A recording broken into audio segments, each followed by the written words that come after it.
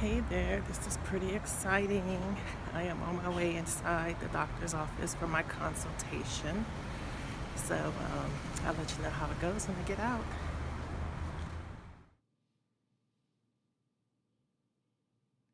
Hello, everyone. This is Fat Donnie, and today is January 21st, 2019.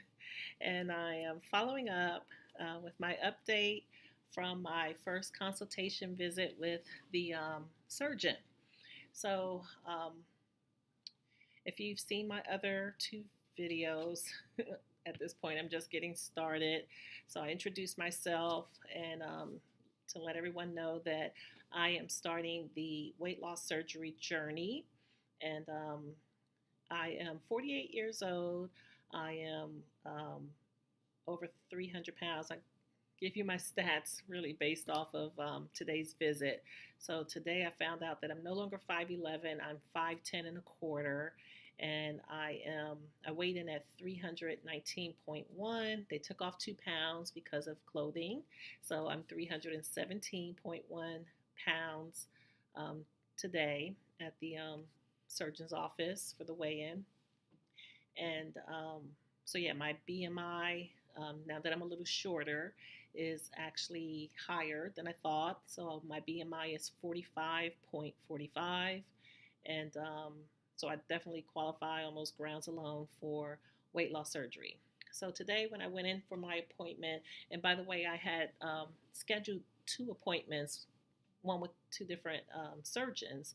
The second surgeon, um, I haven't met yet. I'll meet him. I'm supposed to meet him in February 12th, 2019.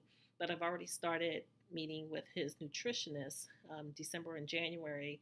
And those visits, weren't too fruitful. Of course, she hasn't been strict with me. She just kind of said to cut back on my fried foods to about one meal a week, to start drinking more water, to cut back on I don't know, I forgot my fast food, of course. If I do go, make healthier choices like salads, and to cut back on eating so much my sunflower seeds, which have a lot of sodium in it. Uh, so that was all that they said at those visits so far. Of course, also to cut back on my carbonated drinks. Um, and I really only drink Diet Coke when I am eating fast food. So, of course, if I'm cutting back on fast food, I'm cutting back on my Diet Coke. But anyway, I have that visit scheduled for February 12th. And I'm thinking that I want to cancel that visit because today, when I visited this doctor, I was impressed with everything and happy with him and his crew, and interested in continuing on with their plan. First of all, they gave me this binder, and it has a lot of information in it. And so I'll walk you through quickly how today's visit went. So when I got there, I didn't have much paperwork to fill out, just to verify my information that was on the paperwork, which I did. Turned that in. And about 2 minutes after I turned in that paperwork, they called me to the back. The nurse took me to the back and took my height, which was 5'10 and a quarter, took my weight, which was 317.1, and then took me to the room where we reviewed all of my medical history. So the surgeon's office that I went, the bariatric surgery office I went to today, is affiliated with the doctor healthcare system that I use. It's called WellStar. It's here in Georgia. It might be all over the country, but I use WellStar. And so they're all interconnected. The computers are interconnected. So you can just pull up my file, see all the surgeries I've had, see my last visit with my primary care physician and all that. Um, so that's one of the reasons I went there, because they have all my medical history already there in the system. So we went over all of that, and we talked about all the diet plans I've tried in the past, which of course have included, Slim Fast, Weight Watchers, the B12 shots, the Green Smoothie Challenge, everything. So we went over all of that. We went over the reasons why I wanted the surgery. Obviously, for me, primarily, is so that I can have some energy back. I mean, ultimately, at the top of my list it's so I can get my sexy back. But of course, you don't want to just tell them that because it has to, that's vanity. You want to tell them something for health reasons. But I do have arthritis in my knees, and the pressure of the weight is not helping with that. So lots of health reasons. I don't want to be borderline. I'm not diabetic, and I don't want to be diabetic or even borderline diabetic. So I need to lose weight. My mother has congestive heart failure. I don't want to have that. So I need to lose weight. My father has had a heart attack. I don't want to have that. I need to lose weight. So there are lots of health reasons why I need to have the surgery and get my weight under control. So we talked about my reasons. We also talked about what has caused me to gain the weight over these years. And my weight gain started at about age 18, right after high school. I had been slim all that time, and all throughout school, a beanpole. And my weight gain started after high school. So I've been 5'11", approximately 5'11", all my life. But in high school, of course, I was much, much smaller. I was like 145 back in those days. And then as the years have gone, I just continued to gain weight. And we went through a list of things that could have caused that. I didn't have any personal physical trauma, no car accident or anything that caused me to gain weight. And there hasn't been any trauma in my family. But there have been things like I got divorced, and of course you get depressed over that. And I told her that ultimately it's depression. I'm single. I've been single for a very long time, and that's depressing. And so there's been depression eating for me. That's, to tell you the truth, I think that's my number one reason for my weight gain. In addition to having hypothyroidism, which causes the metabolism to slow down, even with the medication, it hasn't helped me lose weight. I just continue to gain over the years, and of course, making bad health decisions, poor food choices, has helped me gain the weight. And also, because I am a bigger girl, um, and I've always been told, like growing up, that your stomach was the size of your fist. And my hand is bigger than the average hand because my body's bigger than the average body. Even if I'm skinny, when I'm skinny, I just have a bigger hand than the average lady who's 5'6". And so I've always eaten more than the average female. And I just thought that was the way it is because I have a bigger body to fuel. And so I've always had a healthy appetite. I've always eaten more than the average female for sure. And and so I never really felt full when I eat.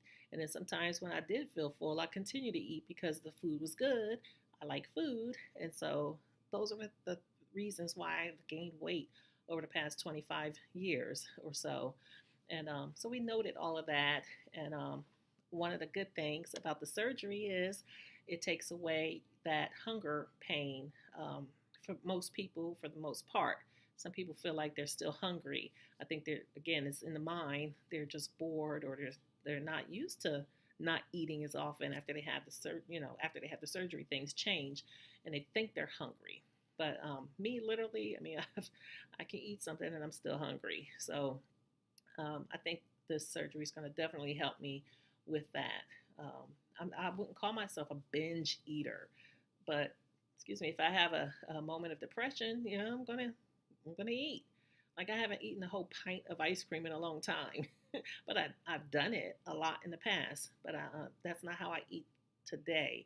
I mean, I've been really maintaining this 317, 320 pound weight on my body for years now, for several years. So I'm not like gaining 10, 20 pounds every year lately. I've just gained it over the past 25 years, and I can't lose it at this point without some assistance like this weight loss surgery.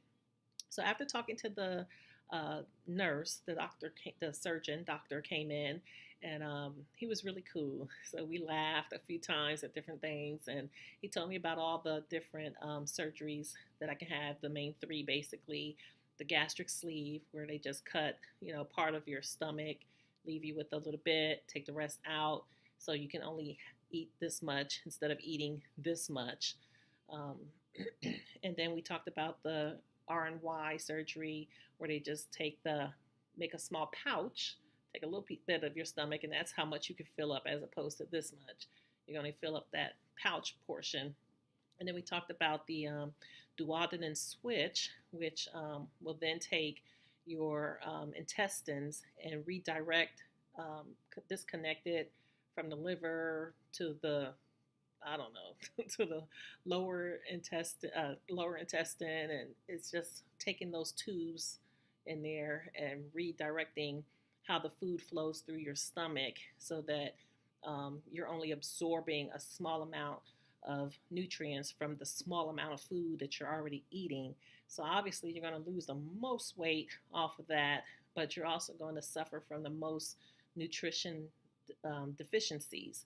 And I don't want that. And plus, we've already taken that one off the table for me because my mother is a duodenine cancer survivor, and you're always kind of prone to certain diseases that your parents have had. So if I'm ever concerned in the future about whether I have that cancer as well, then the surgeon said it would be difficult for them to determine that without performing surgery on me. So to make it easier for me in the future, we want to take that one off the table for me. We're not going to redirect my tubes inside my stomach, and I don't need that. So I'm still tossed now. I thought I wanted the sleeve, but RNY is also a good option. He broke down the percentages for me in terms of how much you can expect to lose. My total weight loss to make me healthy again would be about 141 pounds. Now, neither surgery is guaranteed to have me reach that 141 pound weight loss. He projects that I could lose about 65 to 70% of that if I do the sleeve, and maybe 70 to 75% of that if I do RNY. So that's why I'm kind of still tossed between the two, because there's like a 5%, ultimately a 5% difference in the weight loss. But the RNY is a longer surgery. It takes a little longer.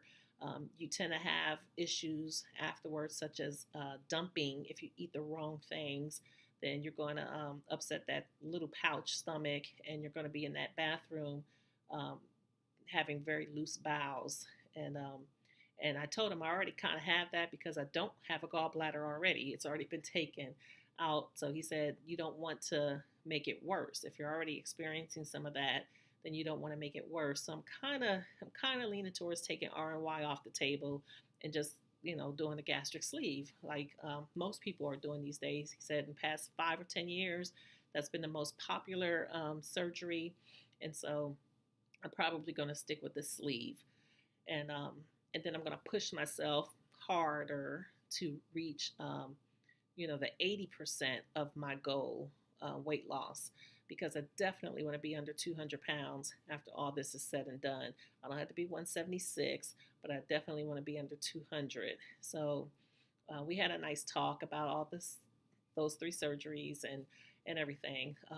He knows I already had, like I said, my gallbladder taken out, but I've also already had a hernia repair. Now, I've had what's called umbilical hernia repair as opposed to the hiatal hernia that a lot of people have.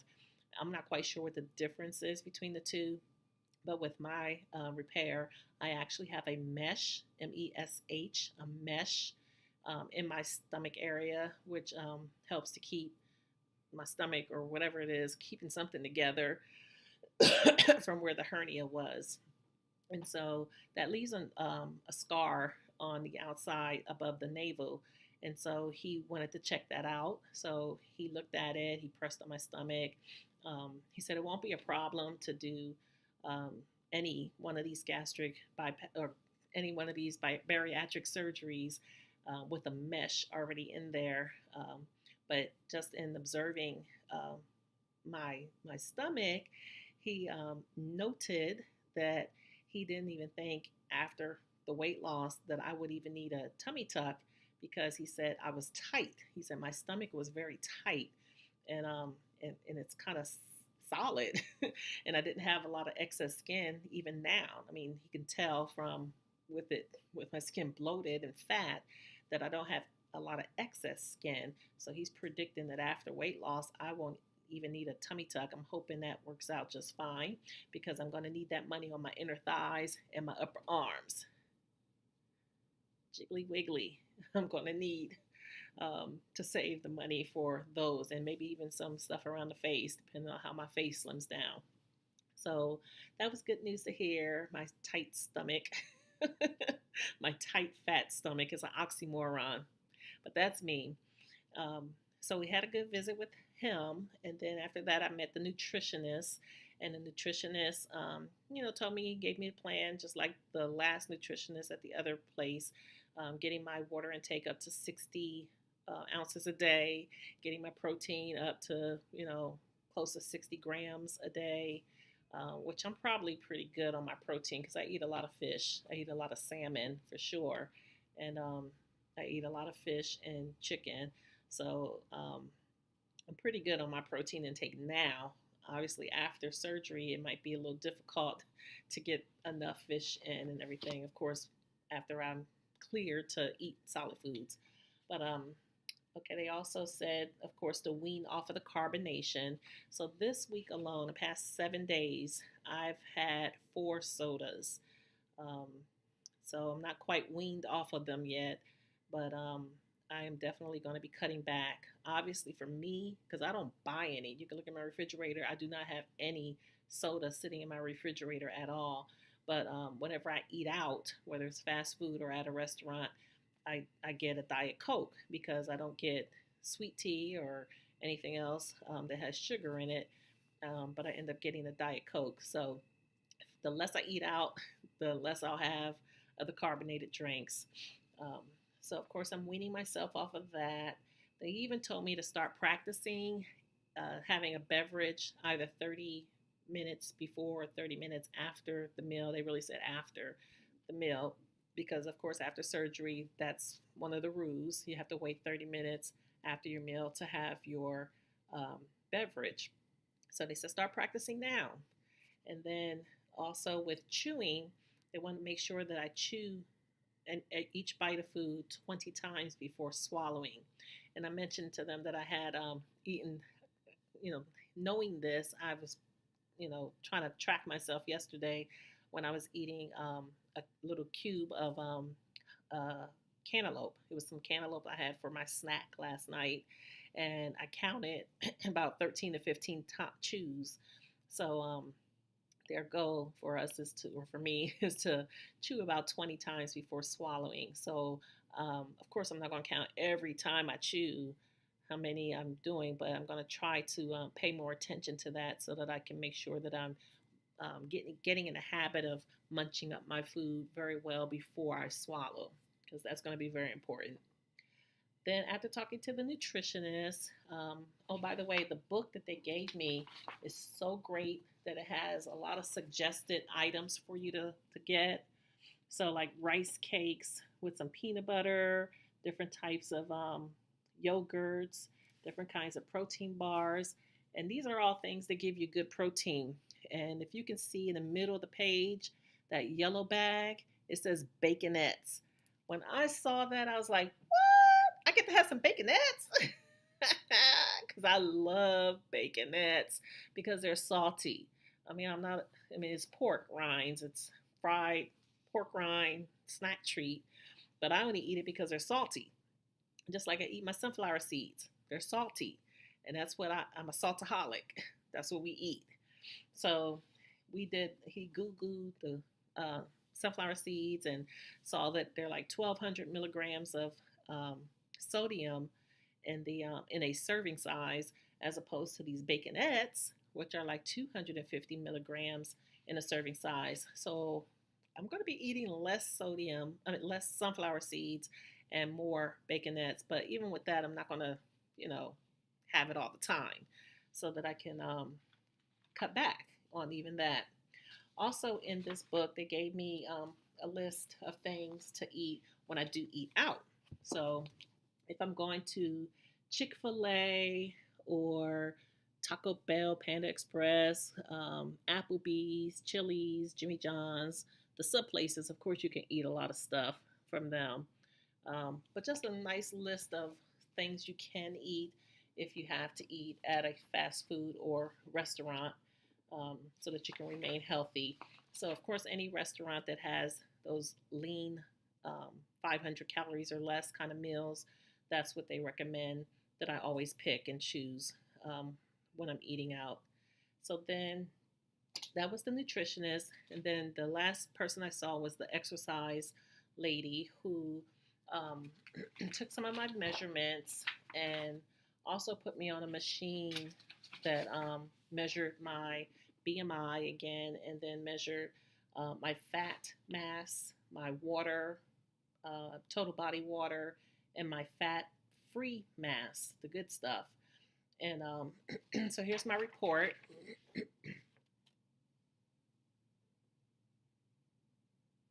So the things that are red are my BMI, which is 45.4, and we all know anything over 40 is obesity. And so of course we want to get that down.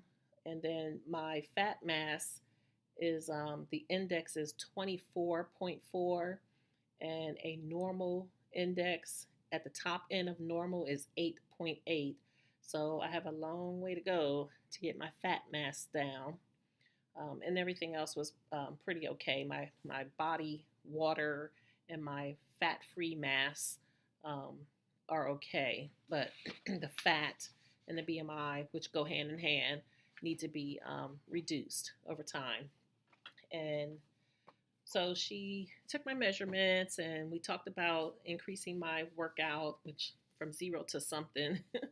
I'm not working out right now, but I need to increase my workouts to 3 to 5 times a week. You know, it's the normal stuff. And do 30 minutes of cardio and do some strength training on the machines or with the free weights. So today's Monday. I'm going to start tomorrow, Tuesday. I'm going to go to the gym that I have a membership with that I paid for over 2 years now. And I've probably been 10 times. But I'm going to go tomorrow and I'm going to do the elliptical for 30 minutes and I'm going to do some weight machines and start getting into that routine. And, um, and that's my plan. So this is January. We looked at the timeline of me finishing all these classes and finishing all the tests and lab work and everything. They estimate that I should be ready for surgery by May of 2019. But I'm going on a cruise in May. So we said, okay, we'll aim for June. So that gives me a little bit more time to get myself together and prepped. Even though I wish I could have it sooner than later, but I do want to enjoy the cruise. So it's great that we're aiming for June of 2019. And during that time, we're aiming, well, we're aiming for a total of 15-pound weight loss for me in following these steps that they've given me to follow for the next few months. So that is the plan for me.